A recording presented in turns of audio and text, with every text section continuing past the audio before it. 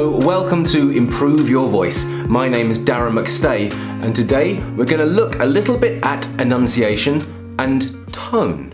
Now, enunciation is basically the expression of the way that you pronounce words, but tone is part of your enunciation. And I wanted to look at this specifically because a lot of people ask me about their accent, or especially their tone, and how they can sound less aggressive or less sarcastic or more loving or whatever it is. And I just wanted to bring this particular thing to light so you can start playing with it in your own time. Now, for me, the idea of tone as a building block for enunciation gives character and attitude to your voice. So it's good to think about where you send the air as you speak. And what I mean by that is everyone and every different accent has a position that it sends the air to in order to, when it's forming words. It's just a kind of part of the accent and how it's developed in different parts of the world.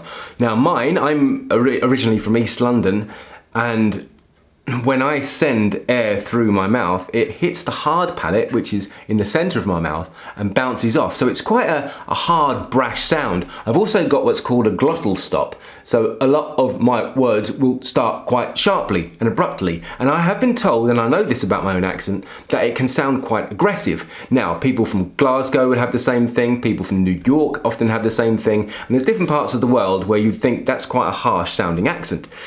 But then, of course, there's parts of the world where it would sound quite nasally, like maybe California or Australia, for example. One recent comment that I had was that someone from North America thought that, well, they have the impression that people think they sound sarcastic when they speak in their native accent, but when they speak in English, they found that it was much smoother.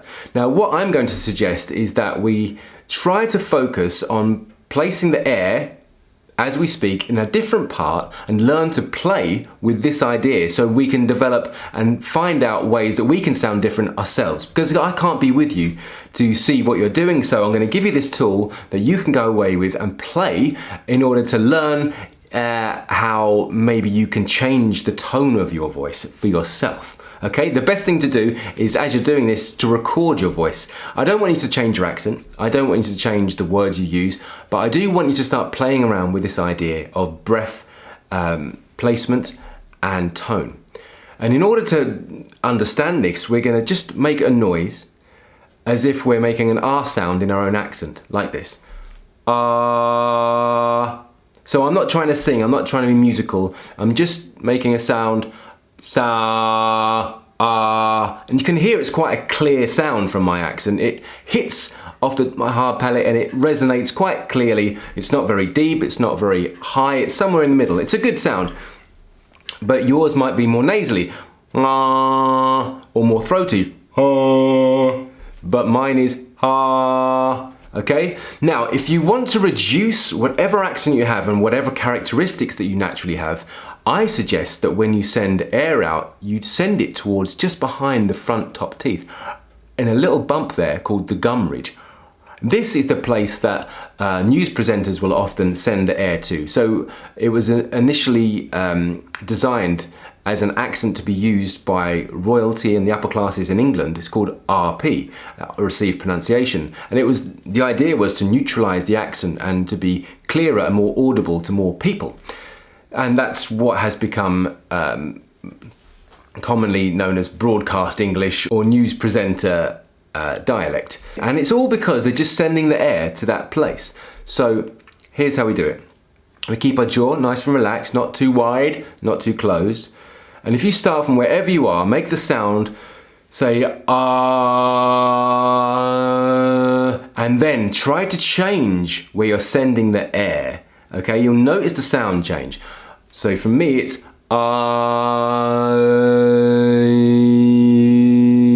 So now, if I speak, I'm sending the air to a very different place, and you'll find it seems to even affect the way my lips are somehow, because I've had to adapt in order to keep the air sending to this place. Now, if I go back to myself, my own accent, it becomes harder again. And let's try it again. If I go throaty, what happens?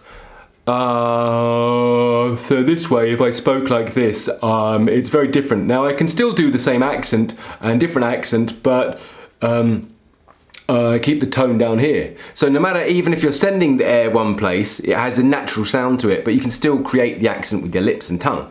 But we want to focus on the air. So start with this. Send it forward. Send it back. Send it to your nose.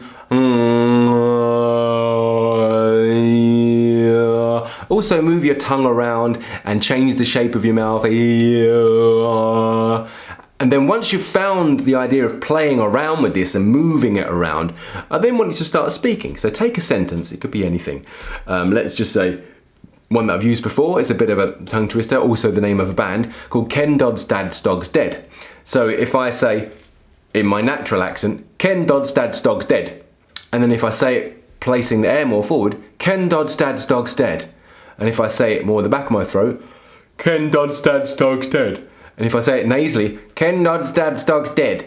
So different things happen and different accents kind of spring out from the place that you send the air to. And this is just, I'm not giving you a right or wrong here. There is, like I said, I don't want you to lose your accent. I just want you to play. So think about air placement. This is going to help change your tone, and this is going to help you with the control that you have over your enunciation. Okay, just food for thought. That's all it is. Play around with this.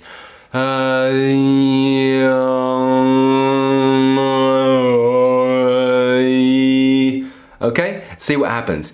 Make the sound first and then start speaking with that placement. If you find it difficult, just keep playing. Maybe even do a warm-up before you do this, just to make sure that everything's firing as it should be. All right? So I hope this is helpful and it gives you something to think about and something to try out this week.